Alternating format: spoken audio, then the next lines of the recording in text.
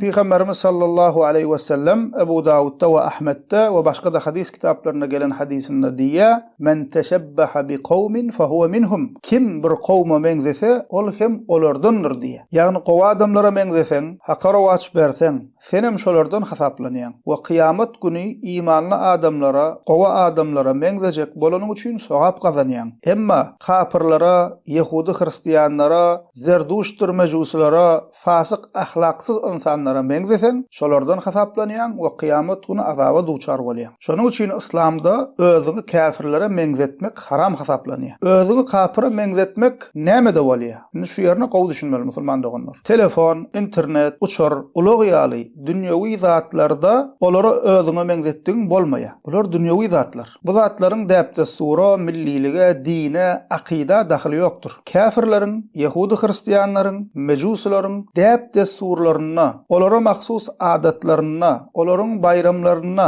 özüňi olara mengzetmek haram edilipdir.